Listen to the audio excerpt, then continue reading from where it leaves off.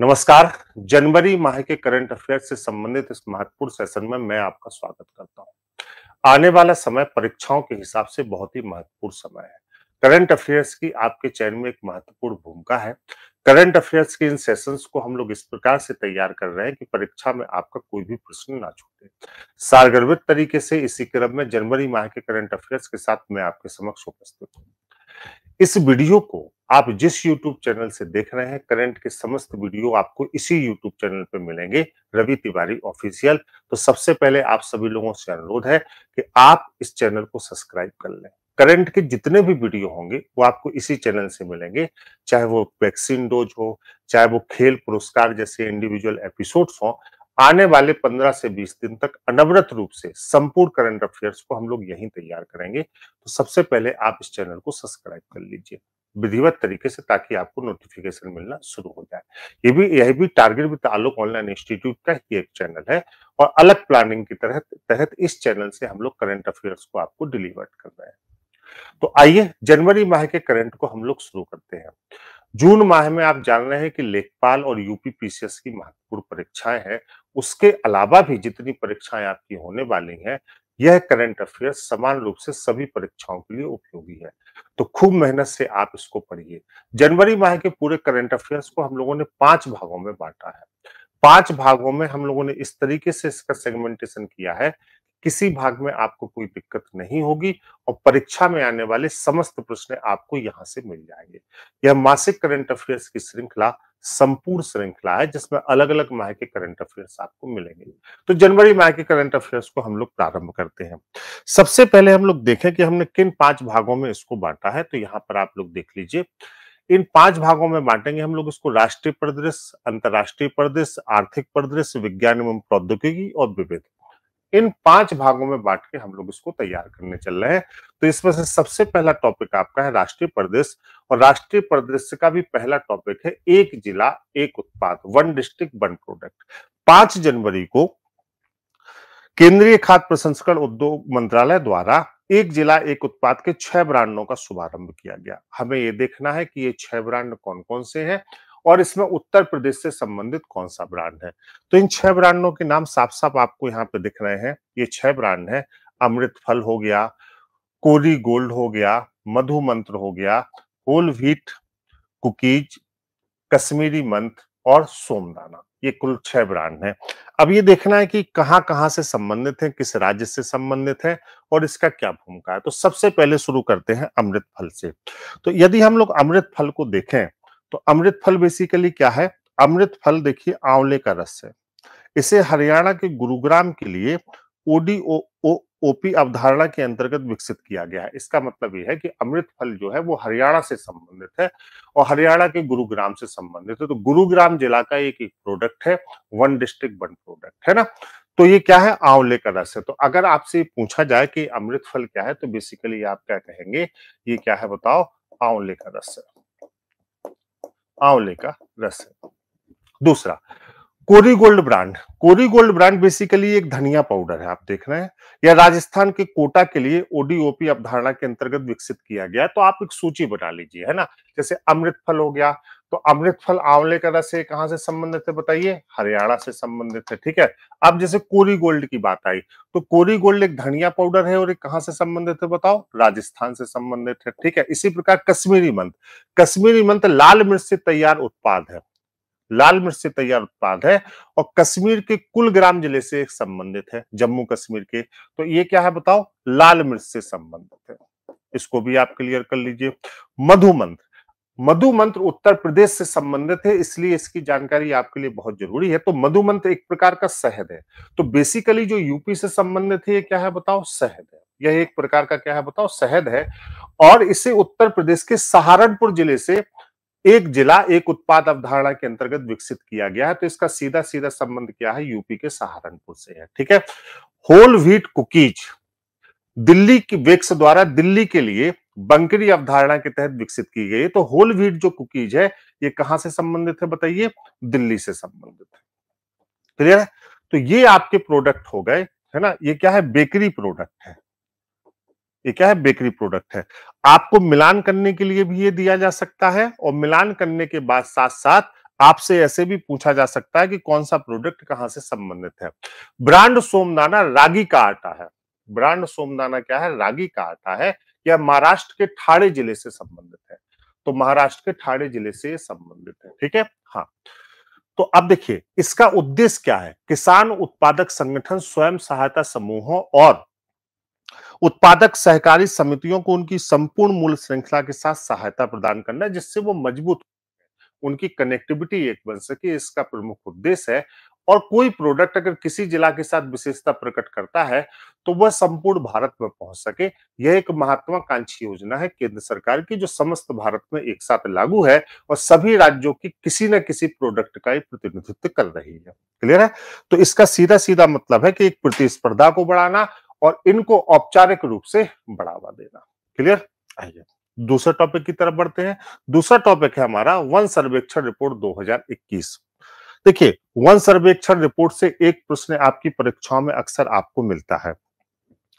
13 जनवरी 2022 को केंद्रीय पर्यावरण, वन और जलवायु मंत्री श्री भूपेंद्र यादव ने 17वीं वन रिपोर्ट, तो ये कौन सी वन रिपोर्ट है सबसे पहले तो याद रखिए, तो ये 17वीं वन रिपोर्ट है बेटा, ये आपको याद रखना है।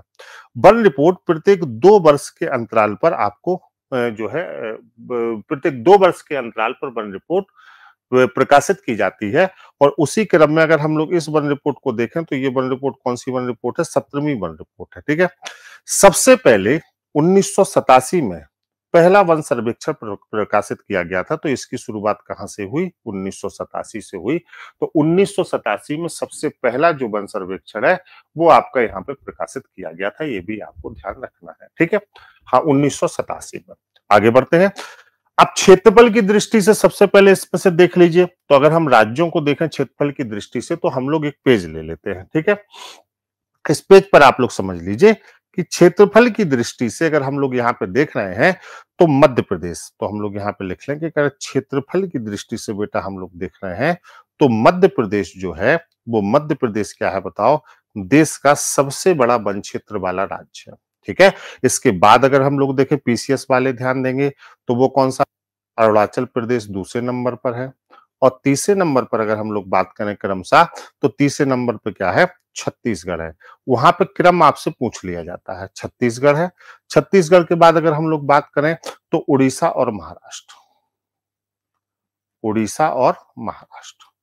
तो अगर हम पहले 5 राज्य देखें तो मध्य प्रदेश हो गया, अरुणाचल प्रदेश हो गया, छत्तीसगढ़ हो गया, उड़ीसा हो गया और क्या हो गया बताओ? महाराष्ट्र हो गया। ठीक है। हाँ, अगर हम वृद्धि की बात करें, देखिए वृद्धि और ये दो अलग अलग कॉन्सेप्ट है। अगर हम वृद्धि की बात करें तो वृद्धि से हमारा सीधा सीधा आशय होता है ना, कि हमने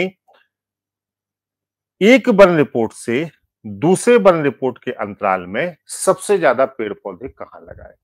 तो वृद्धि अलग है और वन क्षेत्र का होना एक अलग बात है। तो अगर हम वृद्धि की बात करें कि सबसे ज्यादा वृद्धि किसने की, जैसे मान लीजिए एक राज्य था और उसका जो है 16वीं वन रिपोर्ट में उसका वन क्षेत्र और 17वीं वन रिपोर्ट में उसके वन क्षेत्र में जो अंतर बेसिकली आया वो उसकी वृद्धि मानी जाएगी। तो एक अंतराल में सबसे ज्यादा वृद्धि कहां पे हुई, इसको हम कहते हैं वृद्धि। लेकिन सबसे ज्यादा वृद्धि का मतलब ये नहीं है कि वो सबसे ज्यादा वन क्षेत्र वाला राज्य होगा। सबसे ज्यादा वन क्षेत्र वाला राज्य जैसे हमने कहा कौन सा है? मध्य प्रदेश है। अगर हम इसी क्रम में सबसे ज्यादा वृद्धि वाले राज्य को देखें तो यहां पर आप सीधे सीधे समझ सकते हैं। मैं पेन बदल लेता हूं एक बार जिससे आपको ये चीज क्लियर रहे।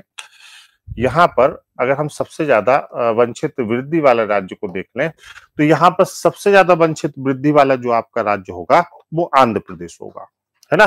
तो आंध्र प्रदेश ने सबसे ज्यादा क्या की है? वन क्षेत्र में वृद्धि की है।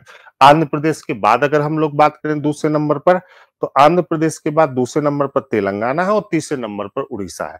तो आंध्र प्रदेश हो गया, तेलंगाना हो गया और तीसरे नंबर पे क्या हो गया बताइए? उड़ीसा हो गया। ये सबसे ज्यादा वन क्षेत्र में वृद्धि वाले राज्य है। अगर हम उत्तर प्रदेश की बात करें, क्लियर है बेटा, तो उत्तर प्रदेश में सर्वाधिक वनावरण जो है वो कहां पे है? सोनभद्र जिले में। सोनभद्र जिले में सर्वाधिक वनावरण है यूपी में। ठीक है। और अगर हम सबसे कम वनावरण देखें तो वो कहां पे है बताओ? संत रविदास नगर में। संत रविदास नगर में, जिसको आप भदोही भी कहते हैं। क्या कहते हैं, भदोही भी कहते हैं। तो ये एक पक्ष है। तो यहाँ पे अब वन रिपोर्ट में अलग से एक बार पूरा एपिसोड आपको दूंगा, जिसमें मैं 17वीं वन रिपोर्ट को आपको डिस्क्राइब करूंगा। अभी हम जनवरी माह के करंट अफेयर्स में वन रिपोर्ट के कुछ महत्वपूर्ण आंकड़ों को ले रहे हैं, जिसमें हम लोगों ने देखा कि सबसे ज्यादा वन क्षेत्र वाला राज्य मध्य प्रदेश है, जो बनावरण जहां पे सबसे ज्यादा है। सबसे ज्यादा वृद्धि की अगर हम लोग बात करें तो आंध्र प्रदेश है, फिर तेलंगाना में है। उत्तर प्रदेश में अगर हम लोग देखें तो सोनभद्र में सबसे ज्यादा वन क्षेत्र है, और सबसे कम वन क्षेत्र कहां पे है, उत्तर प्रदेश के संत रविदास नगर में है। प्रत्येक 2 वर्ष पर वन रिपोर्ट आपको दी जाती है, प्रकाशित की जाती है। और यह जो वन रिपोर्ट है, बेसिकली यह 17वीं वन रिपोर्ट है क्रम में, इसको आपको याद रखना है। वन रिपोर्ट से संबंधित एक विस्तृत वीडियो, जिसमें केवल वन आंकड़ों की ही बात होगी, उसमें मैंग्रोव वन क्षेत्र की भी बात होगी, और भी संपूर्ण चीजें जो इस वन रिपोर्ट में शामिल की गई है, पहली बार कौन कौन से पक्ष शामिल किए गए हैं, उनकी भी बात होगी। परीक्षा के हिसाब से इतना हमारे लिए जरूरी है जितना आपको याद रखना है। इसके बाद का महत्वपूर्ण टॉपिक है महाकाली नदी पर सेतु निर्माण। 6 जनवरी को प्रधानमंत्री मोदी जी के मतलब नेतृत्व में जो मंत्रिमंडलीय बैठक हुई, केंद्रीय मंत्रिमंडल, तो इस समझौता ज्ञापन को मंजूरी दी गई। हमारे महत्वपूर्ण पड़ोसी के रूप में नेपाल है, तो यह भारत और नेपाल के मध्य है। और भारत और नेपाल के मध्य ये जिस स्थान पर है, जो आपको याद रखना है, वो स्थान है धारचूला, है ना। ये धारचूला स्थान पर बन रहा है। क्लियर है। भारत और नेपाल प्रारंभिक समय से ही मजबूत पड़ोसी हैं, और समय समय पर भारत ने हमेशा अपने पड़ोसियों की मदद की है। तो नेपाल उसी क्रम में है, और भारत नेपाल के साथ कई वैश्विक मंच भी साझा करता है, जिनमें सार्क हो गया, है ना, बिम्स्टेक हो गया, है ना। तो सार्क और बिम्स्टेक ऐसे मंच हैं, जो वैश्विक मंच हैं, जो भारत और नेपाल एक साथ साझा करते हैं। तो यहाँ पर याद करने के लिए ज्यादा जानकारी नहीं है, बस इतना याद रखना है कि धारचूला में है, किस नदी पर है, तो महाकाली नदी पर है, और किस किस के मध्य है, भारत और नेपाल के मध्य है। आइए अगला विषय देखते हैं। गणतंत्र दिवस कार्यक्रम 2022, है ना। देखिए, गणतंत्र दिवस हमेशा से एक महत्वपूर्ण कार्यक्रम रहा है। गणतंत्र दिवस का आयोजन परीक्षा के हिसाब से भी मैं कह रहा हूं, क्योंकि हमेशा से यहाँ पे प्रश्न आपसे पूछे जाते रहे हैं। तो गणतंत्र दिवस परेड में कुल अगर हम लोग यहाँ से देखें, तो गणतंत्र दिवस परेड में 12 राज्यों व केंद्र शासित प्रदेशों की झांकियों ने इस बार भाग लिया। सर्वश्रेष्ठ झांकी का पुरस्कार किसको मिला? उत्तर प्रदेश की झांकी को मिला, जो एक जिला एक उत्पाद, वन डिस्ट्रिक्ट वन प्रोडक्ट व काशी विश्वनाथ की थीम पर आधारित थी। तो काशी विश्वनाथ की थीम पर आधारित थी, और धार्मिक माहौल भी चल रहा है, क्योंकि पिछली बार का जो पुरस्कार था वो अयोध्या की थीम को मिला था, वो भी उत्तर प्रदेश ने ही जीता था। इस बार मंत्रालयों की भी थीम जो है यहाँ पर थी, और मंत्रालयों की भी थीम में पुरस्कार वितरण किया गया। जैसे आप बोर्ड पर सामने देख रहे हैं कि 9 सरकारी विभागों की झांकियां भी शामिल थी। उनमें सर्वश्रेष्ठ झांकी का पुरस्कार शिक्षा मंत्रालय व नागरिक उड्डयन मंत्रालय को संयुक्त रूप से मिला। तो शिक्षा मंत्रालय और नागरिक उड्डयन मंत्रालय। तो राज्य का जब आपसे पूछा जाए, तो जो सर्वश्रेष्ठ राज्य का जो पुरस्कार था, तो वो राज्य का पुरस्कार तो किसको मिला बताइए? यूपी को मिला। लेकिन अगर मंत्रालय का पुरस्कार आपसे पूछा जाए, तो मंत्रालय का पुरस्कार दोनों मंत्रालयों को समान रूप से मिला। शिक्षा मंत्रालय को भी मिला और नागरिक उड्डयन मंत्रालय को भी मिला। शिक्षा मंत्रालय की थीम थी न्यू एजुकेशन पॉलिसी। तो शिक्षा मंत्रालय को जो ये पुरस्कार मिला, वो न्यू एजुकेशन पॉलिसी के लिए मिला। और न्यू एजुकेशन पॉलिसी से पूरे, आप जैसे देख रहे हैं कि पूरे भारत को एक नई उम्मीदें हैं, सभी युवाओं को एक नई उम्मीदें हैं कि एक कौशल की तरफ नया कार्यक्रम है, और हमें वैश्विक शिक्षा से जोड़ते हुए एक अच्छी दिशा में ले जाएगा। तो न्यू एजुकेशन पॉलिसी शिक्षा मंत्रालय की थीम थी, जिसके लिए पुरस्कार मिला। आगे बढ़ते हैं। नागरिक उड्डयन मंत्रालय की थीम उड़ान योजना थी, है ना, उड़ान योजना थी। तो उड़ान योजना के लिए नागरिक उड्डयन मंत्रालय को यह पुरस्कार मिला। ठीक है, अब हम 2 डिस्कस और करते हैं। केंद्रीय सशस्त्र पुलिस बलों में सर्वश्रेष्ठ मार्चिंग दस्ते का पुरस्कार CISF को मिला। क्लियर है। और सेनाओं में भारतीय नेवी के दस्ते को यह पुरस्कार मिला। तो 2 अलग अलग चीजें हैं। अगर हम कहें केंद्रीय सशस्त्र पुलिस बलों में CISF को मिला, और सेनाओं में भारतीय नेवी के दस्ते को यह पुरस्कार मिला। तो गणतंत्र दिवस के आयोजन के प्रमुख पुरस्कार थे, है ना। तो उत्तर प्रदेश को सर्वश्रेष्ठ झांकी का, शिक्षा मंत्रालय को, नागरिक उड्डयन मंत्रालय को उनकी योजनाओं के लिए, न्यू एजुकेशन पॉलिसी के लिए, और जो है उड़ान योजना के लिए मिला। CISF को मिला, और भारतीय सेना में भारतीय नेवी को मिला। पुनः मैं ये सूचना दे रहा हूं, इस एपिसोड को आप जिस चैनल से देख रहे हैं उस चैनल को आप जरूर सब्सक्राइब कर लें। करंट के सभी एपिसोड आपको इसी चैनल से मिलेंगे, रवि तिवारी ऑफिशियल से। छोटे बड़े वीडियो सभी वीडियो यही मिलेंगे। यह भी टारगेट तालुक ऑनलाइन इंस्टीट्यूट का एक चैनल है, आप इसको कर ले, नहीं तो कल फिर आपको ये मत कहिएगा कि करंट का ये वीडियो आपको नहीं मिला। केंद्र शासित प्रदेश की पहली राजकीय यात्रा किसने की? हमारे माननीय उपराष्ट्रपति श्री वेंकैया नायडू जी ने की। तो उपराष्ट्रपति श्री एम वेंकैया नायडू जी ने केंद्र शासित प्रदेश लक्षद्वीप की पहली यात्रा की। तो आपको बस यही याद रखना है बेटा कि पहली यात्रा जो कहाँ की बताइए, लक्षद्वीप की। पहली राजकीय यात्रा थी ये, और पहली राजकीय यात्रा इनकी कहाँ की थी बताइए? ये लक्षद्वीप की थी। लक्षद्वीप कई चीजों में आगे बढ़ रहा है, पहले इस विषय को ले लीजिए। सबसे पहले तो इस दौरान उन्होंने कदमत तथा एंड्रोथ द्वीपों में, तो अब देखो कदमत तथा एंड्रोथ जो द्वीप है ये कहां पे है? लक्षद्वीप में है। इसमें इन्होंने 2 कला और 2 विज्ञान महाविद्यालयों का उद्घाटन किया। लक्षद्वीप द्वीप समूह 2 वर्ष की अवधि में 100% हरित ऊर्जा की ओर बढ़ रहा है। तो विगत 2 वर्षों की स्थिति में 100% हरित ऊर्जा की ओर अग्रसर जो राज्य है, केंद्र शासित प्रदेश है, वो कौन सा है? लक्षद्वीप है। लक्षद्वीप द्वीप समूह पर एकल उपयोग प्लास्टिक पूर्णतः प्रतिबंध है। यहां पर जो प्लास्टिक है, एकल उपयोग प्लास्टिक, वो पूर्णतः क्या है? प्रतिबंधित है।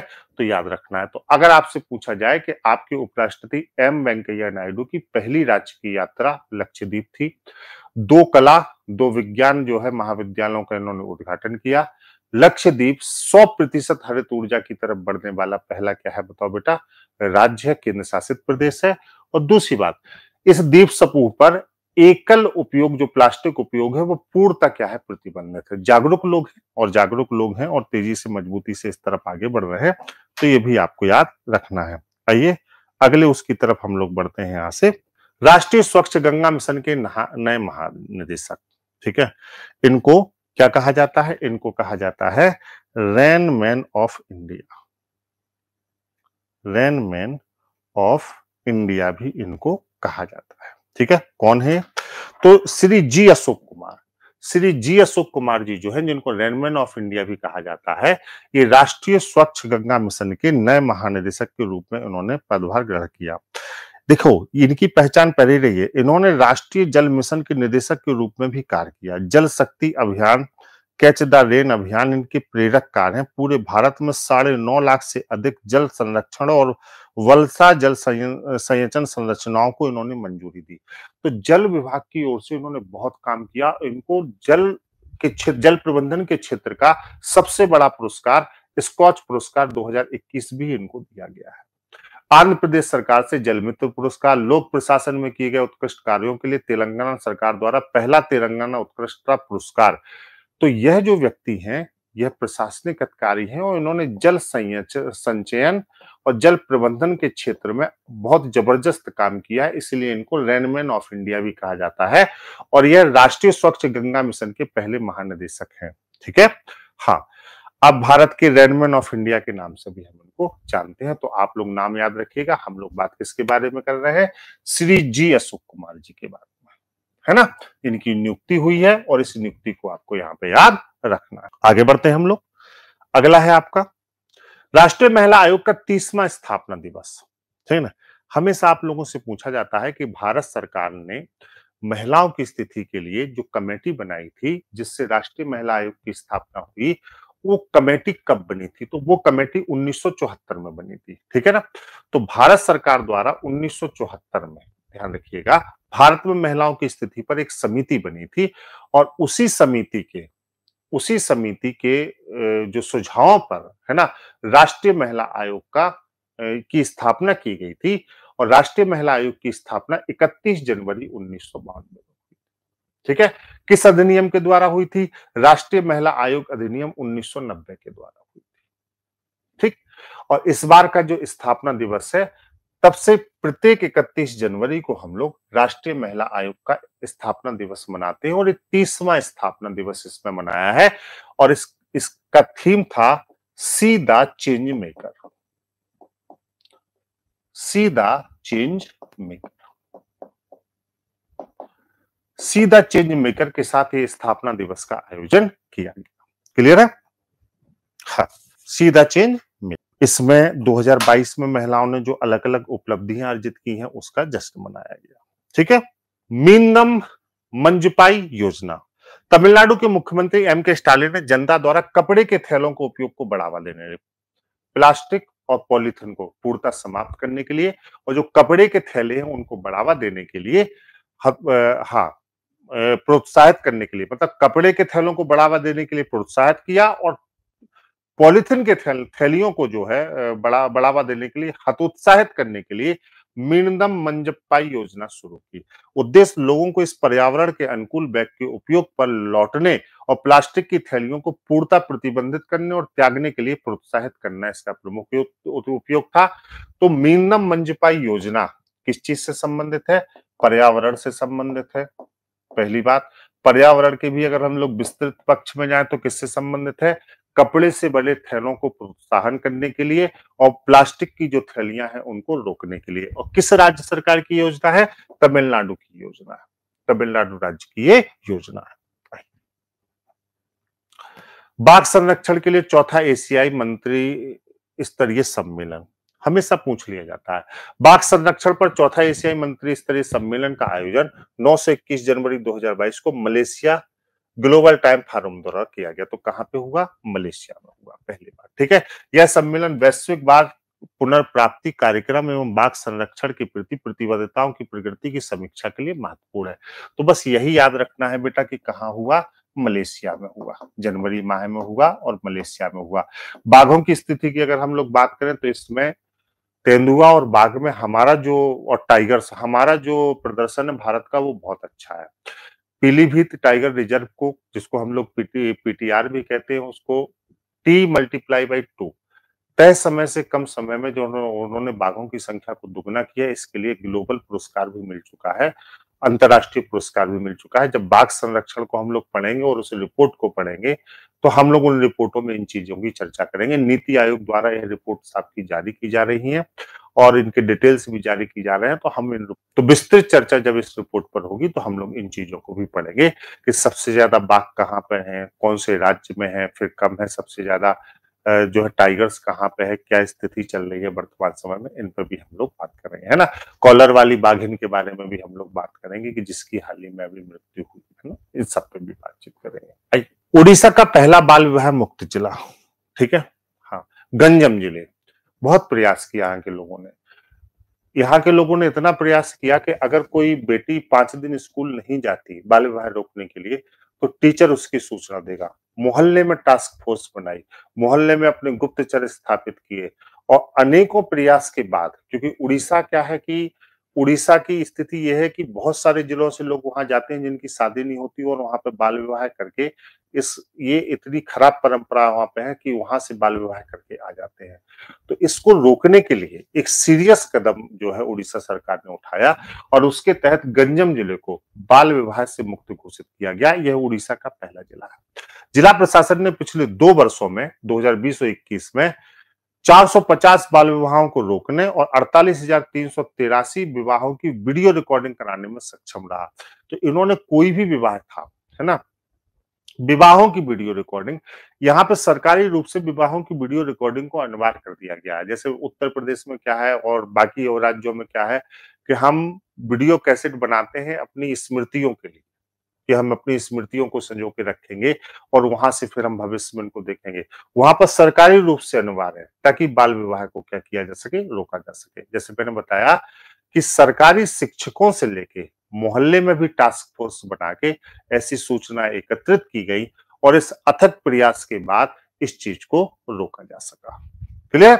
चलिए, ग्राम सरपंच और विशेष रूप से गठित एक टास्क फोर्स कमेटी के सदस्यों ने सिफारिश भेजी थी कि उनसे संबंधित क्षेत्रों में कोई भी बाल विवाह नहीं हुआ है। ठीक है, अब इस पे लिखा है कि जो है बाल विवाह को नियंत्रित करने के लिए जो जो उपाय किए गए, कि जैसे बाल विवाह के बारे में जानकारी देने वाले को प्रदत्त राशि पहले 5,000 थी, इसको बढ़ा के 50,000 कर दिया। तो देखो, अगर कोई लड़की 5 दिनों तक स्कूल नहीं आती तो प्रशासन जो है उसकी जानकारी देगा 12 से 18 वर्ष तक। तो देखो, जब हम किसी भी चीज को रोकने का अगर प्रयास कर लें और हम ठान लें प्रशासनिक रूप से कि हमें इस चीज को रोकना है, हम रोक सकते हैं। और पहली बार इसको व्यवहार में लाया क्या, जैसे जब आप समझ लीजिए, जब तक स्वच्छ भारत अभियान पटल में नहीं था तो स्वच्छता तब भी थी, लेकिन वो पेपर में थी, केवल अखबारों में थी, कागजों में थी, है ना, नीतियों में थी। लेकिन 2014 के बाद इसको व्यवहार में ला दिया गया। जब व्यवहार में ला दिया गया तो आज आप देखते हैं कि 2014 की तुलना में जब हम आज स्वच्छता को देखते हैं 15 की तुलना में, तो आज हम अपने आप को कहीं और देख पाते हैं। लेकिन दुर्भाग्य था कि लाल किले की प्राचीर से हमें ये बताना पड़ा कि हमें अभी स्वच्छता में बहुत सुधार करने की जरूरत है, स्वतंत्रता के इतने वर्ष बाद। लेकिन उसकी महती जरूरत थी, बताया भी, डिलीवर्ड भी किया, व्यवहार में आया। तो वह कागजों से निकल के व्यवहार में आया और उससे देश लाभान्वित हुआ।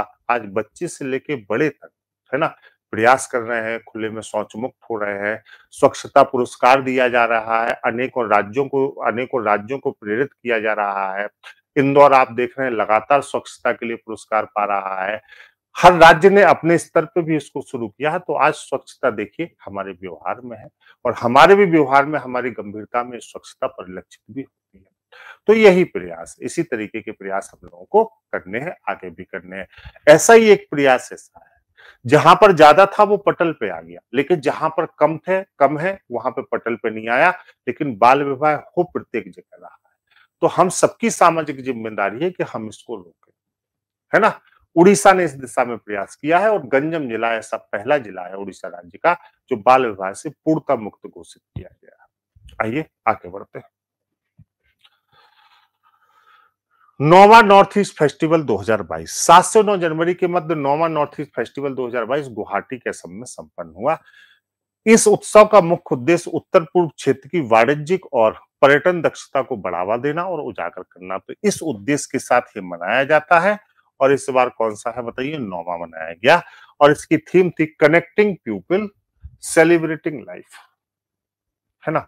देखिए, नॉर्थ ईस्ट से संबंधित प्रश्न इस समय बहुत पूछे जा रहे हैं, तो आप याद रखिएगा कि कौन सा था, 9वां था, कहां मनाया गया, गुवाहाटी में मनाया गया। और इसकी थीम थी कनेक्टिंग पीपल सेलिब्रेटिंग लाइफ। और ये प्रश्न एक बार करंट अफेयर्स में आपसे पूछा भी जा चुका है। अगला हमारा विषय है प्रवासी भारतीय दिवस। प्रवासी भारतीय दिवस प्रत्येक वर्ष हम 9 जनवरी को मनाते हैं। क्यों मनाते हैं? 9 जनवरी 1915 को महात्मा गांधी जी दक्षिण अफ्रीका से भारत आए थे। कब से शुरुआत हुई? प्रसिद्ध न्यायविद डॉक्टर लक्ष्मी मल सिंघवी की अध्यक्षता में। कौन थे? लक्ष्मी मल सिंघवी जी थे। उनकी अध्यक्षता में एक कमेटी का गठन किया गया था और इन्होंने इसी सुझाव को दिया। ठीक है, तो लक्ष्मी मल सिंघवी को भी आप याद रखेंगे। लक्ष्मी मल सिंघवी, इन्हीं की अध्यक्षता में जो कमेटी गठित हुई थी सन 2000 में, इसी कमेटी ने सुझाव दिया था। और इसी कमेटी के सुझाव के हिसाब से 2003 से प्रतिवर्ष हम लोग इसको मनाते हैं 9 जनवरी को। प्रायोजन क्या था कि गांधी जी क्या था कि बाहर वापस आए थे दक्षिण अफ्रीका से इसी दिन, तो इन्होंने इस दिन को इसके लिए चुना। ठीक है, यह दिवस भारत के विकास में प्रवासी भारतीय समुदाय के योगदान को चिन्हित करने के लिए मनाया जाता है। ठीक है, तो इस बार जो है जो विषय था उसकी थीम थी आत्मनिर्भर भारत में योगदान। आत्मनिर्भर भारत में योगदान, इसकी थीम थी। ठीक है, और ये कौन सा था? 16वां प्रवासी भारतीय दिवस हम लोगों ने मनाया। 16वां प्रवासी भारतीय दिवस हम लोगों ने इस बार मनाया, जिसकी थीम थी आत्मनिर्भर भारत में योगदान। भारतीय समुदाय के जो लोग, जो प्रवासी हैं, जो बाहर रहते हैं और जो वहां पर बहुत उत्कृष्ट कार्य कर रहे हैं, जिन्होंने धन बल से अपने आप को बड़ा किया है, वो भारत के विकास में क्या योगदान दे सके, सरकार के साथ उनकी कनेक्टिविटी कैसे बन सके, इसीलिए हम इस दिन को सेलिब्रेट करते हैं कि जो हमारे लोग हैं वो हमारे विकास में सहायक हो सके, हम उनका सम्मान कर सकें, वह जो हमारे देश के लिए कर रहे हैं उसके लिए हम उनको सम्मानित कर सकें। और इस क्रम में अलग अलग पुरस्कार भी इस दिन हम लोग प्रदान करते हैं। प्रवासी भारतीय दिवस प्रत्येक वर्ष मनाया जाता है और अब यह एक बड़ा आयोजन है। बहुत सारे राज्यों ने भी अपने प्रवासी राजकीय दिवस की भी शुरुआत की है ना। प्रवासी तो वो राज्यों से संबंधित जो व्यक्ति बाहर हैं, तो एक तो केंद्र सरकार मना रही है और बहुत से राज्यों ने भी इसको शुरू किया है कि वो एक मीट करते हैं और ऐसे लोगों की जो उनके राज्य से संबंधित हैं और वो बाहर हैं, जो राज्य के विकास के लिए योगदान कर सकते हैं और उनके महत्व को रेखांकित करना इसका प्रमुख उद्देश्य है। तो बहुत सारे राज्यों ने भी इस प्रक्रिया को शुरू किया है। आइए आगे बढ़ते हैं। अंतर्राष्ट्रीय सीमा शुल्क दिवस 26 जनवरी 2022 को, आपको ये याद रखना है कि कब मनाया गया, तो 26 जनवरी 2022 को मनाया जाता है। ठीक है। इसकी स्थापना 1952 में हुई थी और इसका मुख्यालय कहाँ पे है? ब्रुसेल्स में है। 1952 में स्थापना और इसका मुख्यालय कहाँ? ब्रुसेल्स में। इसका मुख्य विषय था डेटा संस्कृति को अपनाने और एक डेटा प्रवेश तैयार करने के लिए सीमा शुल्क में डिजिटल परिवर्तन को बढ़ावा देना, है ना। तो सीमा शुल्क का भी डिजिटलीकरण, डिजिटल परिवर्तन को बढ़ावा देना, डेटा संस्कृति को अपनाने और एक डेटा प्रवेश को तैयार करने के लिए सीमा शुल्क में डिजिटल परिवर्तन को बढ़ावा देना, यह इसका मुख्य विषय था या तो थीम थी। क्लियर है? आगे बढ़ते हैं। 12वां राष्ट्रीय मतदाता दिवस 25 जनवरी 2022 को भारत निर्वाचन आयोग द्वारा 12वां राष्ट्रीय मतदाता दिवस मनाया गया। विषय चुनाव को समावेशी, सुगम और सहभागी बनाना। समावेशी का मतलब यह है कि अंतिम व्यक्तियों को चुनाव से जोड़ना, चुनाव के महत्व को रेखांकित करना। आपका वोट आपका महत्वपूर्ण अधिकार है, आप अपने मताधिकार का प्रयोग करें। समावेशन का मतलब होता है उस प्रक्रिया को अंतिम व्यक्ति तक पहुंचाना। तो इसका विषय था चुनाव को समावेशी, सुगम और सहभागी बनाना, मतदाताओं को प्रोत्साहित करना, उन्हें सुविधा प्रदान करना तथा विशेषकर नए मतदाताओं के लिए अधिकतम नामांकन कराना। इसकी प्रमुख क्या थी बताइए? प्रमुख इसका क्या था? उद्देश्य था। तो कब मनाया जाता है? 25 जनवरी को प्रत्येक वर्ष मनाया जाता है और इस बार कौन सा मनाया गया? 12वां मनाया गया, है ना। चुनावों में मतदाताओं की भूमिका हमेशा बढ़े, उसके लिए चुनाव आयोग हमेशा प्रयास करता है अलग अलग तरीके से। ओडीएफ गांव की सूची में तेलंगाना शीर्ष चार। स्वच्छ भारत मिशन ग्रामीण के दूसरे चरण के कार्यक्रम के तहत 31 दिसंबर तक खुले में शौच मुक्त गांव की सूची में तेलंगाना एक बार फिर से प्रथम स्थान पर है। इसके बाद तमिलनाडु, कर्नाटक, उत्तराखंड और मध्य प्रदेश राज्य है। तेलंगाना राज्य सरकार ने गांव को समग्र विकास को सुनिश्चित करने के लिए एक नया तेलंगाना पंचायत राज अधिनियम बनाया है, जो अलग तरीके से है। ये इससे अलग विषय है, लेकिन याद रखिएगा आपसे पूछा जा सकता है कि किस राज्य ने गांव को समग्र विकसित करने के लिए एक नया राज्य पंचायत राज अधिनियम बनाया, तो आपका उत्तर क्या होगा? तेलंगाना। ओडीएफ गांव की सूची में तेलंगाना प्रथम स्थान पर है, उसके बाद तमिलनाडु है, फिर कर्नाटक है, फिर उत्तराखंड है और फिर मध्य प्रदेश है। तो 5 सीक्वेंस में आप याद रखिएगा, ये जो है जरूरी होगा। अगला है आपका राष्ट्रीय स्टार्टअप पुरस्कार। राष्ट्रीय स्टार्टअप पुरस्कार 2021 15 जनवरी 2022 को राष्ट्रीय स्टार्टअप पुरस्कार के तहत दूसरे संस्करण के परिणामों की घोषणा की गई। उद्योग के संवर्धन और आंतरिक व्यापार विभाग ने उत्कृष्ट स्टार्टअप और परिस्थिति तंत्र को सक्षम बनाने वालों की पहचान करने तथा पुरस्कृत करने हेतु इस पुरस्कार का गठन किया गया है। ठीक है। अगला टॉपिक है आपका राष्ट्रीय बालिका दिवस। सेव डॉटर, सेव वाटर, है ना। सेव डॉटर, सेव वाटर दोनों ही जीवन जीने के लिए जरूरी है। आइए, महिला एवं बाल विकास मंत्रालय द्वारा 24 जनवरी 2022 को देश भर में राष्ट्रीय बालिका दिवस मनाया गया। संयुक्त राष्ट्र के द्वारा अंतर्राष्ट्रीय बालिका दिवस प्रतिवर्ष 11 अक्टूबर को मनाया जाता है। तो देखिए यहाँ पर कंफ्यूजन होता है, राष्ट्रीय बालिका दिवस 24 जनवरी को है, ठीक है। और अगर अंतर्राष्ट्रीय बालिका दिवस जो संयुक्त राष्ट्र द्वारा जो है मनाया जाता है प्रति संपूर्ण विश्व में, वो 11 अक्टूबर को मनाया जाता है। ठीक है। तो पहले तो इन दोनों को अलग अलग याद रखना है, इनमें कंफ्यूज नहीं होना है। इसका उद्देश्य क्या है? देश की बालिकाओं को सहयोग और पुरुषों के समान अवसर उपलब्ध कराना, सहयोग प्रदान करना और पुरुषों के समान अवसर उपलब्ध कराना इसका प्रमुख उद्देश्य है। आइए तेजी से रिवीजन करते हैं एक बार। पराक्रम दिवस 23 जनवरी 2022 को स्वतंत्रता संग्राम सेनानी नेताजी सुभाष चंद्र बोस की 125वीं जयंती को देश भर में पराक्रम दिवस के रूप में मनाया गया। इस अवसर पर प्रधानमंत्री नरेंद्र मोदी जी ने इंडिया गेट पर नेताजी की पर 3D होलोग्राम का अनावरण किया। केंद्र सरकार ने 2021 में इनकी जयंती को पराक्रम दिवस के रूप में मनाने का निर्णय लिया था, है ना। तो पराक्रम दिवस 2021 में मनाने का निर्णय लिया गया था कि प्रत्येक वर्ष 2021 से 23 जनवरी को क्या करेंगे हम लोग, पराक्रम दिवस के रूप में मनाएंगे। तो इंडिया गेट पर नेताजी की 3D होलोग्राम प्रतिमा का अनावरण किया, चर्चा में भी बहुत रही थी, है ना। तो 2021 से इनकी जयंती को प्रतिवर्ष मनाने का निर्णय लिया गया था। अगला है 25वां राष्ट्रीय युवा महोत्सव। 12 से 13 जनवरी 2022 को 25वें राष्ट्रीय युवा महोत्सव 2022 का आयोजन पुदुचेरी में वर्चुअली रूप से हुआ। कोविड की वजह से आप देख रहे हैं कि पिछले 2 वर्ष के महत्वपूर्ण आयोजन वर्चुअली ही हुए हैं। तो ये कहां पे हुआ? पुदुचेरी में वर्चुअली रूप से हुआ। इसका उद्देश्य देश के युवाओं को एक मंच प्रदान करना, ताकि उन्हें गतिविधियों के द्वारा अपनी प्रतिभा पेश करने का अवसर मिल सके। देखिए, राष्ट्रीय युवा दिवस 12 जनवरी को प्रतिवर्ष मनाया जाता है स्वामी जी के जन्मदिन के उपलक्ष्य में, और 12 अगस्त को, याद रखिएगा, अंतर्राष्ट्रीय युवा दिवस मनाया जाता है। इसमें भी कंफ्यूजन होता है, अंतर्राष्ट्रीय युवा दिवस 12 अगस्त को मनाया जाता है, ठीक है। हाँ, तो इसकी थीम थी सक्षम युवा सशक्त युवा। 25वां मनाया गया जिसकी थीम थी सक्षम युवा और सशक्त युवा।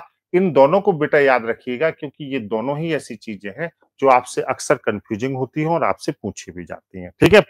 इसके बाद विश्व हिंदी दिवस। अब यहाँ पे भी 2 चीजें हैं, विश्व हिंदी दिवस भी मनाया जाता है और राष्ट्रीय हिंदी दिवस भी मनाया जाता है, तो दोनों को देख लीजिए, ठीक है।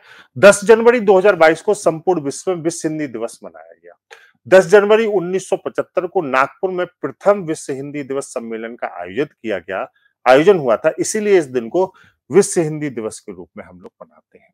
तो 10 जनवरी 2022 को मनाया गया। नागपुर में क्यों मनाया जाता है? 10 जनवरी 1975 को नागपुर में प्रथम विश्व हिंदी सम्मेलन का विश्व में हिंदी के प्रचार प्रसार के लिए जागरूकता पैदा करना तथा हिंदी को अंतर्राष्ट्रीय भाषा के रूप में मान्यता दिलाना इसका प्रमुख उद्देश्य है। लेकिन राष्ट्रीय हिंदी दिवस 14 सितंबर को मनाया जाता है।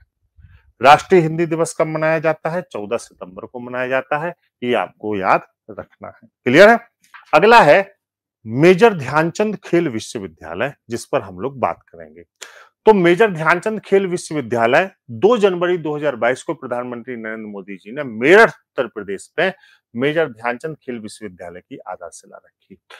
विश्वविद्यालय में खेल, खेल विज्ञान, खेल प्रौद्योगिकी के प्रशिक्षण एवं शोध कार्य भी कराया जाएगा। खेल, खेल विज्ञान, खेल प्रौद्योगिकी के साथ साथ प्रशिक्षण भी दिया जाएगा और शोध कार्य भी कराया जाएगा, ठीक है।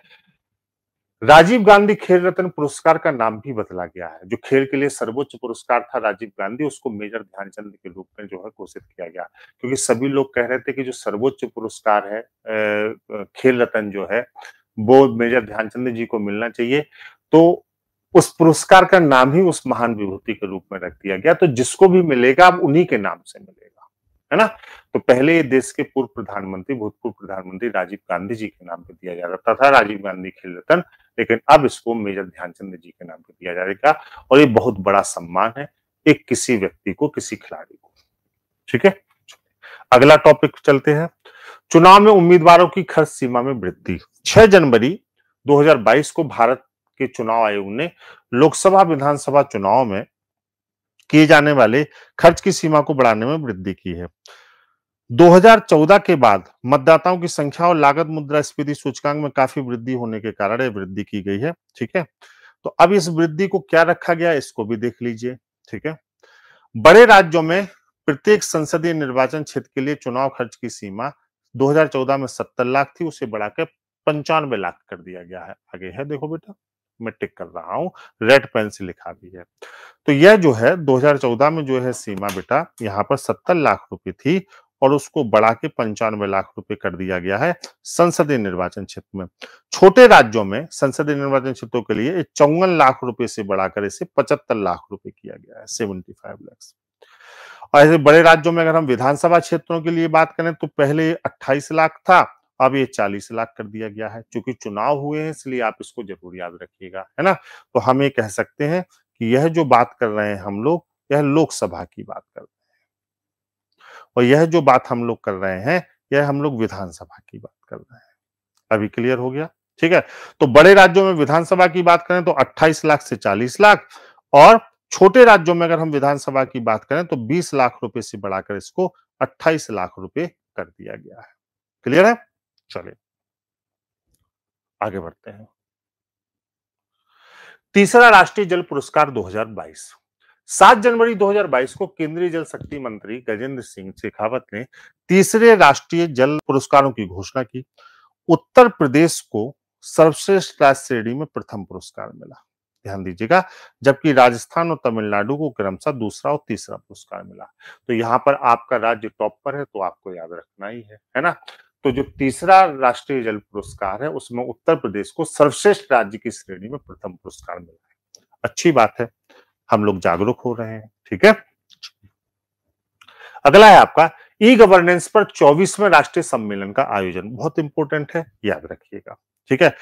तो 7 से 8 जनवरी 2022 के मध्य ई गवर्नेंस पर चौथे राष्ट्रीय सम्मेलन का आयोजन ये कहां पे हुआ बताओ बेटा? ये हैदराबाद में हुआ, पहले तो ये याद रखना है, ठीक है। हाँ, तेलंगाना शहर सरकार ने सहयोग किया होगा अगर हैदराबाद में हुआ, इसमें भी कोई डाउट नहीं होगा, ठीक है। तो भारत सरकार के प्रशासनिक सुधारों और लोक शिकायत विभाग तथा केंद्रीय इलेक्ट्रॉनिक सूचना प्रौद्योगिकी मंत्रालय द्वारा इसे किया गया। इसकी थीम क्या थी आप याद रखिएगा, भारत का टेकेड, महामारी के बाद की दुनिया में डिजिटल प्रशासन, इंडियाज टेकेड, डिजिटल गवर्नेंस इन पोस्ट पैंडेमिक वर्ल्ड।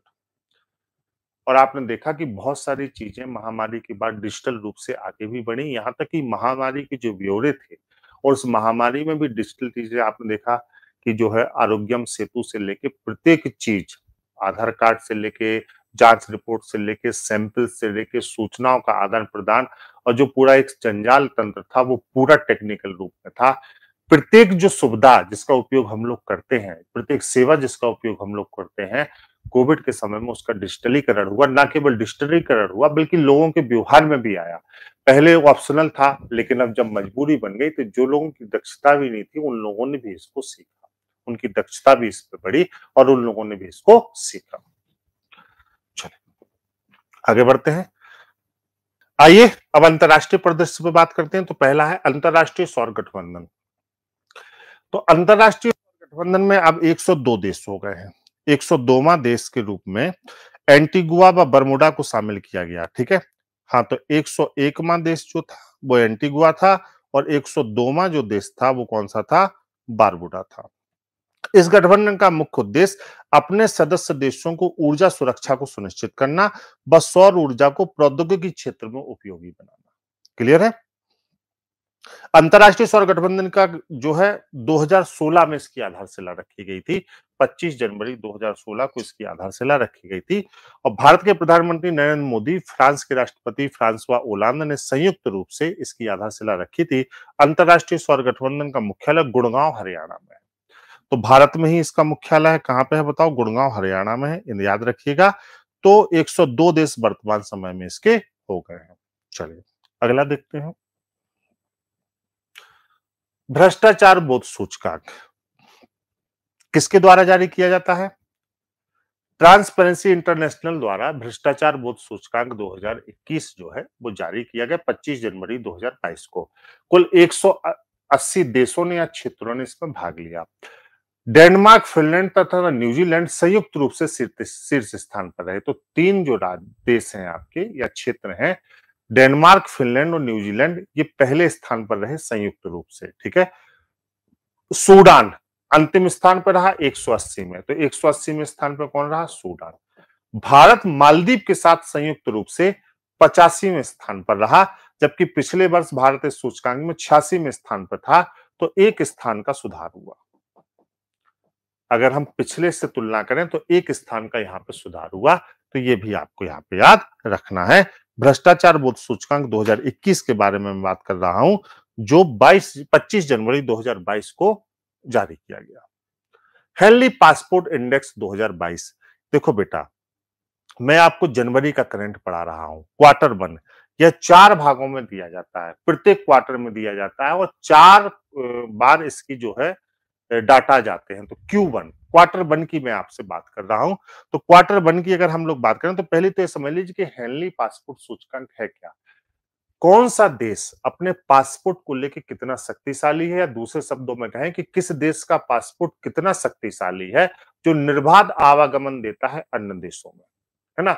निर्बाध रूप से आप जा सकते हैं। तो जापान इसमें सबसे शक्तिशाली देश के रूप में है, ध्यान दीजिएगा।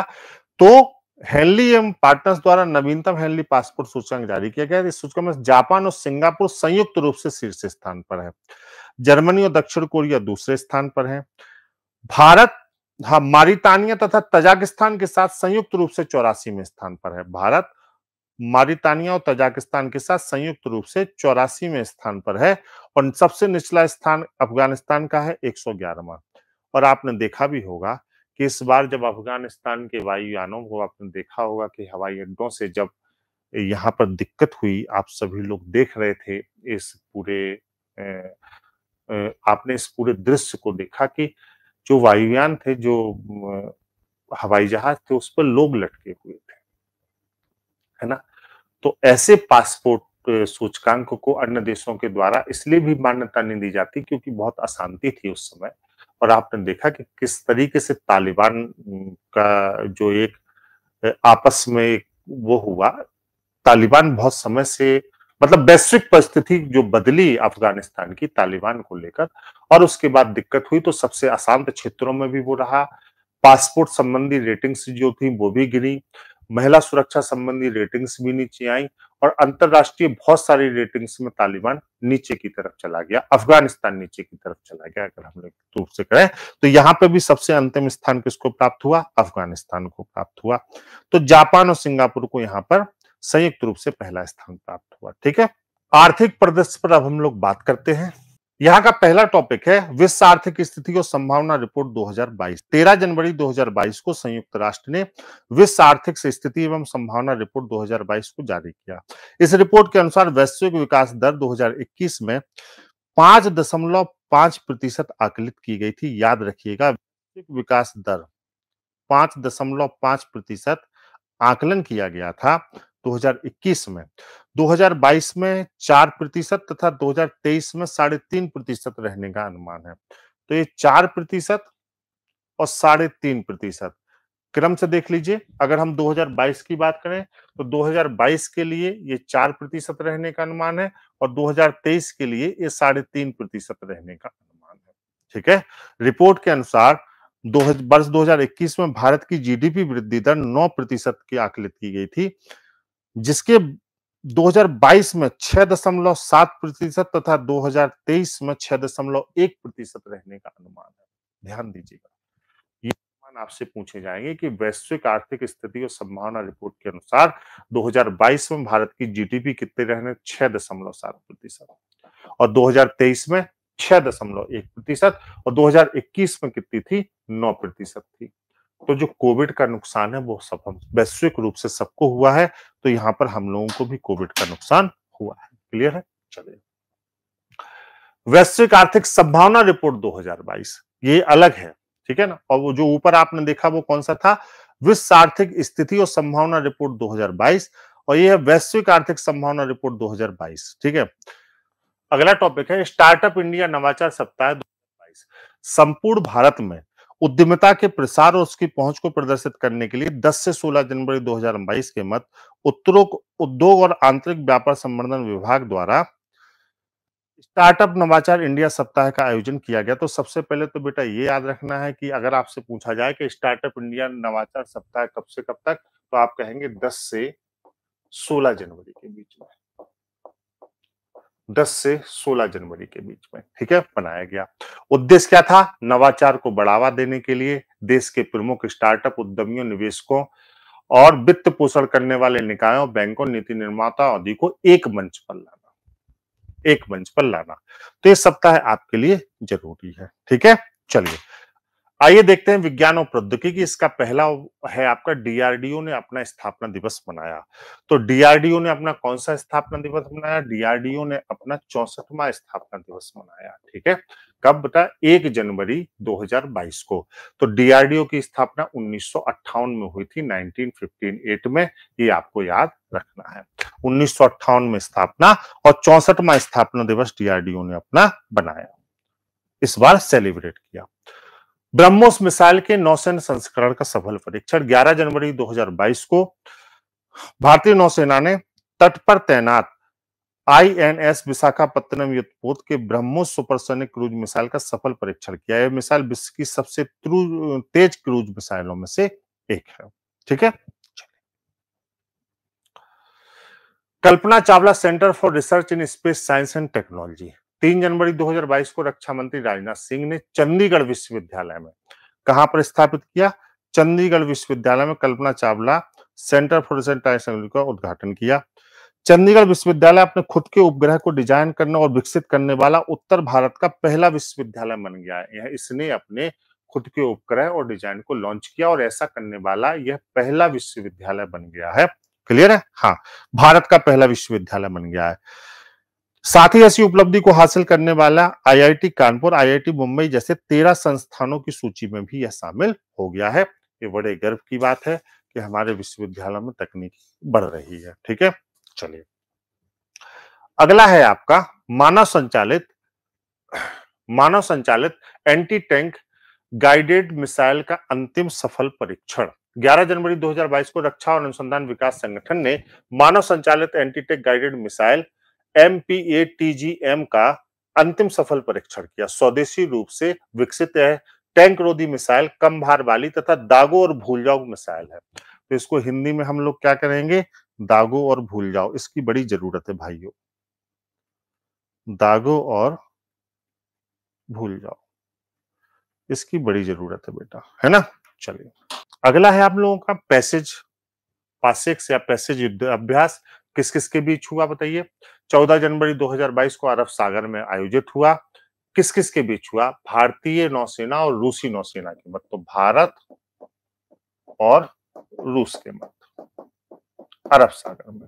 ठीक है, हाँ, कुछ विविध हम लोग यहाँ पे देख लेते हैं जो जरूरी है। 9 जनवरी 2022 को विश्व का पहला कृत्रिम जीन बनाने वाले डॉक्टर हरगोविंद खुराना की 100वीं जयंती मनाई गई। वर्ष 1968 में फिजियोलॉजी व मेडिसिन के लिए इन्हें नोबेल पुरस्कार मिला था। ये विविध है, इंपॉर्टेंट है, ध्यान दीजिएगा। दुबई में आयोजित अंतर्राष्ट्रीय लोक कला महोत्सव में महाराष्ट्र के लोक संगीतकार सुमिल भाले ने स्वर्ण पदक जीता। उन्हें महाराष्ट्र लोक नृत्य लावड़ी पर प्रस्तुति दी थी। मध्य प्रदेश के पैंच नेशनल पार्क में रहने वाली वाघिन, जिसे सुपर माम या T15 नाम से भी जाना जाता है, इसकी मृत्यु हो गई। इसने कुल 29 बच्चों को जन्म दिया था, जिसमें 25 आज भी क्या है? जिंदा है। बाकी हम लोग प्रमुख दिवसों की बात कर भी चुके हैं, एक बार आपको भी ध्यान रखना है। प्रवासी भारतीय दिवस 9 जनवरी को मनाया जाता है। इस बार की थीम थी आत्मनिर्भर भारत में योगदान। ठीक है, चलिए क्लियर है दोनों चीजें। राष्ट्रीय युवा महोत्सव 12-13 जनवरी 2022 को 25वें राष्ट्रीय युवा महोत्सव का आयोजन हुआ। थीम थी सक्षम युवा सशक्त युवा। राष्ट्रीय युवा दिवस मैंने बताया आपको कि 12 जनवरी को मनाया जाता है और अंतर्राष्ट्रीय युवा दिवस 12 अगस्त को मनाया जाता है, ये भी आपको याद रखना है। पराक्रम दिवस भी हम लोग चर्चा कर चुके हैं। 125वीं जयंती को पराक्रम दिवस के रूप में मनाते हैं। 24 जनवरी को राष्ट्रीय बालिका दिवस की भी चर्चा कर चुके हैं। ठीक है, अभी हम लोगों ने किया। राष्ट्रीय मतदाता दिवस 25 जनवरी को, इसकी भी हम लोग चर्चा कर चुके हैं एक बार। इसके बाद एक मिसलिनियस पोर्शन और हमें देखना है। आइए कुछ मिसलिनियस सेशन को भी देख लेते हैं। तो सबसे पहला मिसलिनियस सेशन में आपको दिख रहा है मिशन अमानत। मिशन अमानत बेसिकली है क्या? सबसे पहले इसको देना है। तो ये रेलवे सुरक्षा बल आरपीएफ द्वारा शुरू किया गया है। आरपीएफ रेलवे सुरक्षा बल द्वारा जो है ये शुरू किया गया है। और इसका उद्देश्य क्या है बेटा? यात्रियों के खोए हुए सामान को ट्रैक करना, रेलवे की वेबसाइट पर इसकी जानकारी उपलब्ध कराना। तो ये आरपीएफ द्वारा शुरू है। यात्रियों का जो सामान खो जाता है उसको ट्रैक करना और जानकारी क्या कराना, जो है उपलब्ध कराना यात्रियों को। हैदराबाद है ना, हैदराबाद के बारे में अगर हम लोग देखें, यहाँ पर ध्यान दीजिएगा, हैदराबाद के बारे में अगर हम लोग देखें तो हैदराबाद की हम लोग चर्चा इस चर्चित स्थान के रूप में क्या कर रहे हैं? भारत का पहला कोयला से मेथनॉल बनाने वाला संयंत्र हैदराबाद में। ठीक है ना, तो भारत का पहला कौन सा बताओ? कोयले से मेथनॉल बनाने वाला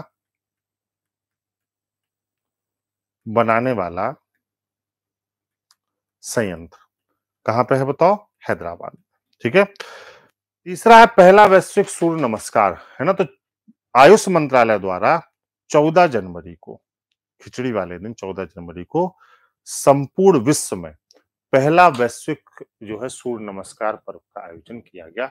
इस आयोजन को बड़े स्तर पर किया गया था।